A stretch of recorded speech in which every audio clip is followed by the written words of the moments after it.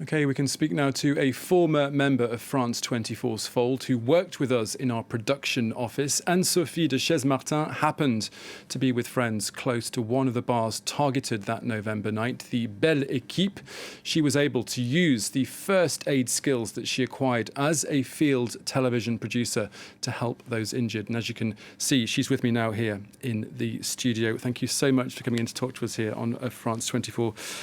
We are, of course, coming up to another anniversary of these terror attacks. How are you feeling now, nearly 6 years since this bloodshed occurred?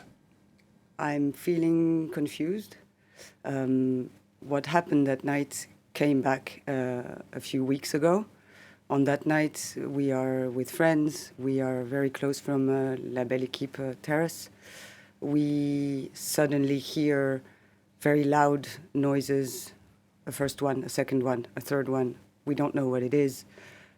So we start getting closer to the scene, and then we witness all of those people lying down. And something very strange happened to me. I still remember this crazy silence around us because we were the first ones on the scene, civilians, neighbors, shopkeepers. And as soon as I realized that my friends, my family are safe, I discovered something that was very unexpected inside of me. I remember that I was trained for that, actually at France 24. And I think you have to help them. You have to save those people. You have to do something. So I start acting like a machine, and I start helping everyone that I could. You see a bullet wound here, do this. You see a chest wound there, do that. She needs help, he needs help, and you try to save as many as you can. And it became the obsession of that night. Save them all, save everyone. Of course, I couldn't, but how do I feel today? It's all coming back to me. Those memories, it took me 6 years to realize that even a first responder, a civilian like myself who was just at the wrong place at the wrong time, was also a victim.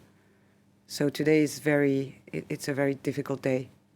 And just on that point, as this huge trial, this very important trial begins here in Paris, what are you hoping that these proceedings might achieve? 6 years ago, I would have said, I'm waiting for nothing. Today, I need some answers.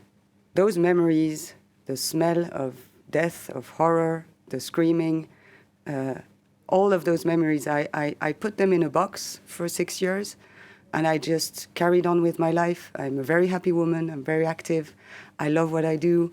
I love my wife. I love my family. But today, this box is coming back. I have to take it out. I have to look at it, and I'm facing it all again. So I realized today that I need some answers. I need Salah Abdeslam to talk. I hope he'll talk. I doubt he'll talk, but I need some facts, and I need justice to be served. And you're also still undecided about whether you will be taking part in this trial. Absolutely. I'm not sure. I have until today, if I'm not wrong. But I need answers. I think we all need answers. And am I capable of looking at them, of seeing them, hearing them? I'm not sure yet, so I still have a few hours to decide. Now, in the aftermath of the attacks, you went on to set up or create a collective to get more people involved or trained in first aid. Tell us about that. As soon as after the attacks, I realized that I managed to do what I did because I was trained. I got rid of the questions, the guilt, feeling guilty about what would have happened if I made different decisions. Did I do well? What would have happened if I had been trained more? And I realized that in France, we are very late in those training and making those training accessible. If you look at Norway, for example, 90% of the population is trained. kids at school from 5 years old, they know which emergency number they have to dial.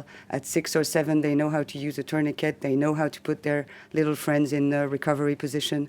In France, I think we're about 30 to 35%.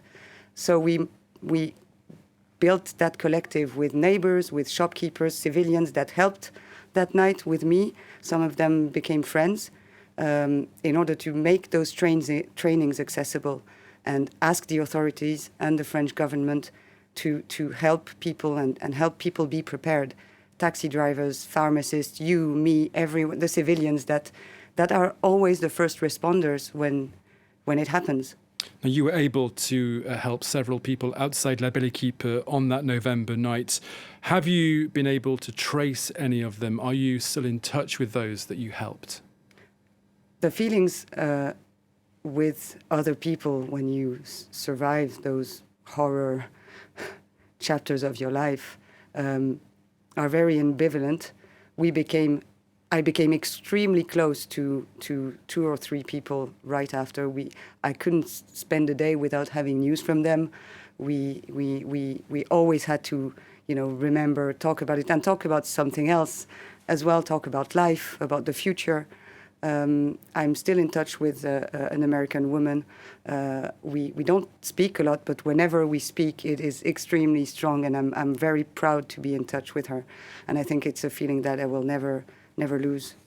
And just very, very quickly to end with, if you could say something to the men, the 20 men that are standing trial this Wednesday for assisting those that carried out this bloodshed, what would you say to them?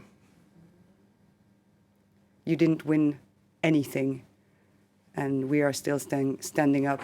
And the fact that you attacked France like that and other countries, you lost. Okay, Anne-Sophie de Chaisemartin, thank you so much for coming in to talk to us here on France 24. Thank you so much.